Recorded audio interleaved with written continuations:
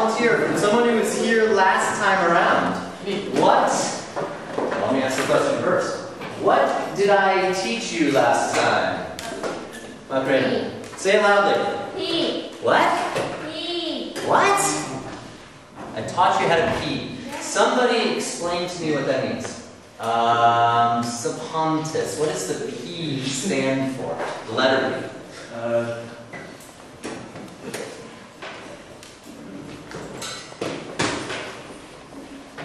Someone help with Victoria.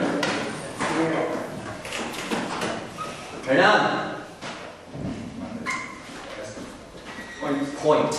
Okay. Then there are two E's. There are actually a lot of E's after that. What's the first E? Example. And then Carl, the next E? Explanation. The evidence and example are the same. Then the explanation. You explain your example, right? And then you put that all together, you give out 3 examples, you explain them all, they all prove your point, you got a big, beautiful paragraph. You turned in big, beautiful paragraphs. Ms. Terrell graded them. I had to look through her grading, and although we don't agree absolutely, we pretty much agree on the scoring and the comments. If you have a problem with, we thought you should get a 5 out of 5 in one specific category and you got a 4, talk with Ms. Terrell. Okay, because I can't explain her reasoning necessarily. But we'll work with these little guys next. So get these back. You're welcome. Who is this? Erna.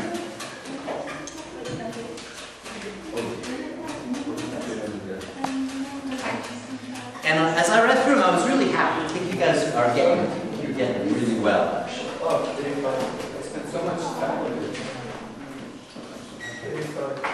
You can have another chance to practice if you don't like your score so much.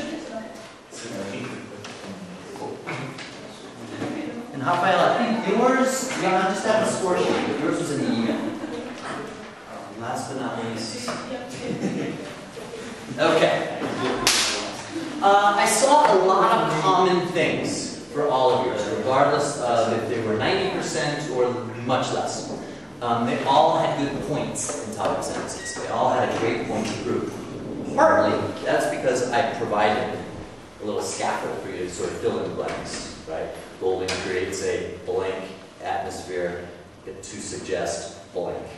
You guys filled in the blanks well. And for the most part, the paragraphs centered on that point. They proved the point. They did a good job of that. So just look through and see, look at Mr. Terrell's comments for a couple seconds here. And I'm going to give you a sample of what you could have said. Yeah. You're going to talk much about conclusion sentences. Right, good. We're going to talk about that today. Exactly. I gave my Mr. opportunity She did what? Okay. Well, you'll work with the team today. Because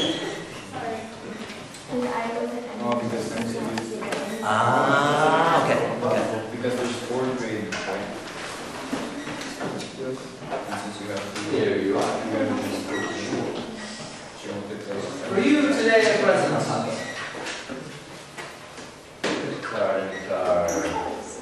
Okay. So this is a response that I wrote. I'm not saying it's perfect, and I'm not saying it's the answer, but I wrote it in the same in response to the same question that you guys were given. It follows the model that it provided, the how to key model, and you notice that it's about how many sentences? Mais ou menos. 10. More or less 10. I mean, if we did the math, we said, okay, we've got a topic sentence. We've got 3 examples. There's 4. For each example, we have 2 things to say about it. 3 times 2 is 6, right? We have a clincher sentence at the end, wrap it up. It's about 11 sentences. It's not a rule. Anywhere between 8 and 12, you're probably good. What we don't want to see is the 3, 4, 5 sentence paragraphs, because you can't really prove anything in 3, 4, 5 sentences. Okay? So, I'll show you another good thing that I know. This is what you have in front of you. Okay, it's the same thing, but there are some colors up here. First thing, the letter P, point, right? Topic sentence. In The Lord of the Flies, Golding uses the setting to create a haunting and oppressive atmosphere, suggesting that the boys will encounter the evil that lurks within them. I'm going to get on my Lord of the Flies prompt. This works really well. Remember you guys talked about the id? There he is. Okay. What do you notice about this yellow, about this topic sentence? One, it controls the whole paragraph. What's the other thing? One other thing, Carolyn. Has the name of the book and the author. It does, but that's sure. Yes. Tells you what you can prove. What's that P word you said? It's the point and what you're going to prove. It requires some proof. Okay, it doesn't just say Golding describes the jungle in his opening scenes, because we know he describes the jungle, right? It offers some interpretation. It says it suggests that the boys will encounter the evil that lurks within them, and then that's what this whole bit is going to prove. The whole paragraph should prove that if I did my job. Okay. The blue examples, right? Can you go on your sample and you just annotate on the side, right, example? And you can do whatever kind of coding you want. You can do a squiggly underline underneath the example, just so you know that's the example, okay? So the first one begins here, all around Tim, and ends with bath of heat. So highlighters come in handy. You don't have to use highlighters. Perfect. Okay.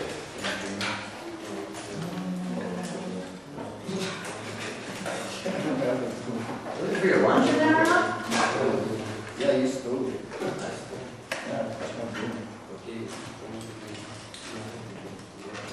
Okay. At this point, everyone should have the first example mark. That's no problem. The green that follows it, do you notice that it's much larger, much longer than the blue? The explanation, the green, is much longer than the example. That's all out of my head. That's my interpretation. That's my analysis. So this quote presents the setting as oppressive and violent. The scar is not merely apparent, it is all around Ralph, suggesting that it's inescapable. In addition, the word smash suggests aggression and creates an ominous mood. The mood is developed further by the bath of heat, which feels overwhelming and uncomfortable. So all of that takes my quote and says, see, I'm proving my point, I'm proving my point. So it's about 2 to 1. You've got a fairly small example and twice the explanation. And hopefully, in the back of your mind, you're thinking, wait a minute, I can use this for when I'm rewriting my history exam as well. Although you're not writing about a novel, the same basic paragraph structure holds. You have a claim, a point in your topic sentence. You have an example, in the history, the historical example, and you explain the historical example. So what happens in English class doesn't have to stay in English class. Bring it to history. Okay. Next, blue, second quote, followed by green explanation. Blue, green, you get the pattern here, right? Usually 3 examples are best. And for each of your examples, a nice fat explanation, about 2 to 1. Make sense so far? Okay. I'm not going to talk the whole time. You guys are going to have a chance to work on this. One thing that I saw in 90%, I would say, of the paragraphs that you turned into Ms. Terrell, she wrote QI in the margin. You know what QI means? Good. Wait. QI. She wrote it in the margin of your paper. Say that? Quote integration. Meaning, it's not enough to just get an example and drop it into your paragraph. You've got to lead the reader in smoothly. So up here, the underlined pieces are where I try to weave in my example smoothly into the writing. So here, the feeling is established early on the first page as Ralph is aware that, quote. So the trick is, if you look at your paper, if you see it just starts with the quote, and there's nothing before that, you probably haven't integrated your quote very well. Or for the second quote, moreover, as Ralph clambers heavily through the jungle, he sees a bird as it, quote, flashed upwards of the witch-like cloud. And then the third quote, also introduced. Finally, as he surveys the island, Ralph stands, quote, among the skull-like coconuts. So he see a QI on your paper? That's what she's looking for. So introducing the quote, making it flow in with your writing. Again, same with history. If you're going to give this historical example, you don't just drop the example in, you introduce it with a small phrase. Easy? Sounds easy, just requires a lot of practice. Now, purple, on the very bottom. What is it? Conclusion. Yeah, it's your concluding sentence. And I didn't stress that very much last time. Sometimes your concluding sentence can be the last bit of explanation. Or maybe add another one. If you look over here, there's this picture of a hamburger.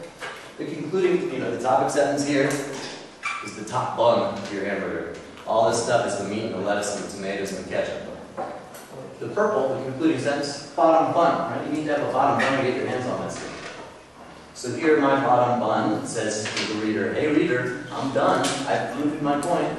It says, through these initial descriptions, you're not here. For these initial descriptions, Golding sets the scene for a tale of the darkness within human nature. This could easily be one chunk, 1/3 of a full literary essay. Easy? Easy enough. Now you get to practice a little bit.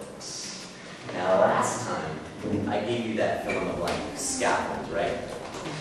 Chances are, in real life, whether it be IB exam, or you're writing a paper for a literary magazine, or you're writing an essay for Mr. Spelling, he's not going to give you the fill in the blanks. We're likely going to get a question to answer, correct? So that's what we get today. Panic! Get a chance to write. The brief explanation. Just when you thought you didn't meet your English. There we go. You guys are still asleep from Carnival. Yeah. That is lovely. Color up a little bit. Good. Now this is probably different news for you, but you'll work in a team. Now just like last time, remember last time I gave you the chart? And do it. Upgrade, remember the chart I gave you last time, and the table, and the one box you see is the example, the next box the explanation, just kind of baby steps. I'm not giving you that chart this time. Okay. Nor am I giving you this scaffold to fill in the blanks with the topic sentence. But here's the question. In a well-developed literary paragraph, what you're doing here, 10 sentences, more or less, answer the following question. What is the significance of the beast so far in the novel? There's the beast right here, right? I think you should be done with chapter 6 at this point? Yes. Okay? Yeah. You probably have found the part where Simon has his little epiphany and he says, maybe the beast is us. Yeah. That is a good place to start, a good thing to start thinking about. It fits in really nicely here, the evil that lurks within them. This is what Golding's trying to get at. Okay. You don't have to use chapter 6 for examples. You can use anywhere the beast is mentioned. And early on when there's the fire. Remember the little kid says, there's that beast in there? Yeah. Who started the fire? The beast. The beast, really? Who started the fire? The The boys! Okay, then we've got the beast from the air. Who's the beast from the air? The parachute. That parachuter. We'll see if he is evil, if he's really the beast. So, your job, lead a topic